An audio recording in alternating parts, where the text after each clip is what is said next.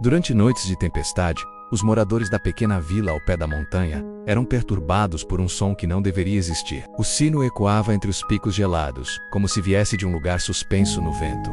Um som metálico, profundo, que atravessava as paredes e entrava diretamente na alma dos que o ouviam. Não havia igreja ali, nunca houve. E ainda assim, o sino dobrava. Os mais velhos cochichavam que cada toque trazia um presságio. A cada badalada, alguém desaparecia. No início pensavam ser coincidência.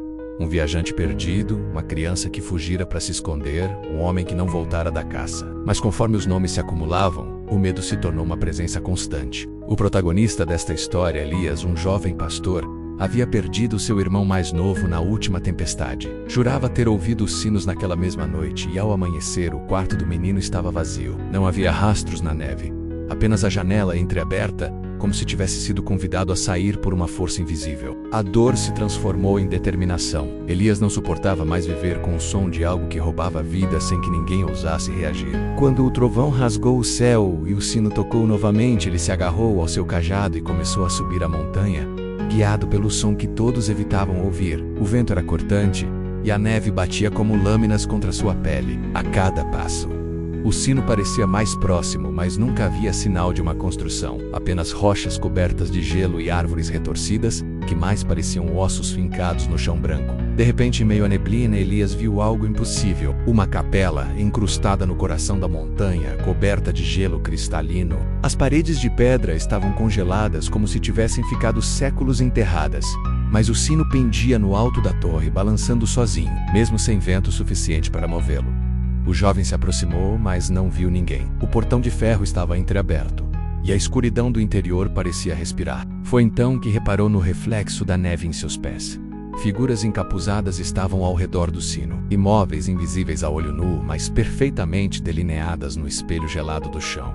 Elias sentiu o corpo tremer. Cada figura segurava uma corda que ligava ao sino, mas nenhuma movia os braços. Mesmo assim, o som ecoava. Eles não estavam presos ao espaço físico da capela, e sim ao reflexo, como se o gelo fosse o verdadeiro mundo deles. Um dos encapuzados virou lentamente a cabeça em sua direção, mas apenas no reflexo. Elias olhou para dentro da capela e não viu nada. Apenas no gelo os rostos ocultos pareciam fixá-lo, como se reconhecessem sua presença. Um arrepio percorreu sua espinha quando o sino tocou novamente. O som vibrou no ar, mas também vibrou dentro de seu corpo, como se fosse feito de sua própria carne. Naquele instante, ele soube que mais alguém havia desaparecido na vila. A cada badalada, uma vida era levada, e agora, o próximo podia ser ele. Com coragem que mal compreendia, Elias entrou na capela. O interior estava congelado, bancos cobertos por camadas de gelo e velas petrificadas, como ossos de cera. O altar estava rachado, mas em sua superfície havia marcas antigas, símbolos riscados como cicatrizes que ainda pareciam sangrar pelo reflexo no chão.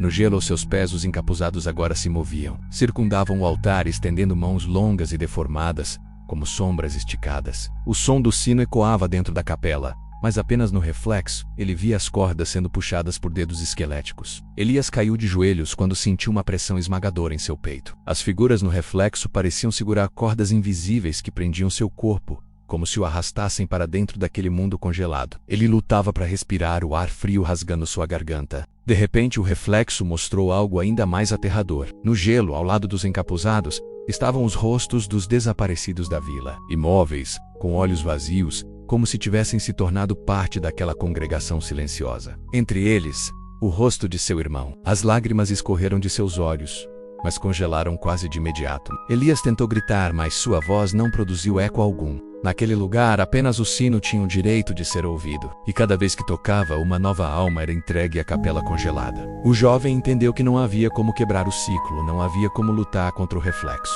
O sino não era apenas um instrumento. Era um chamado, uma oferenda eterna que alimentava algo enterrado sob o gelo. As figuras encapuzadas eram apenas servos desse ritual sem fim. Quando o sino tocou mais uma vez, Elias sentiu as cordas invisíveis rasgarem sua pele. Seu reflexo no gelo começou a se mover sozinho, caminhando em direção às figuras encapuzadas, mesmo enquanto ele permanecia parado, tentando resistir.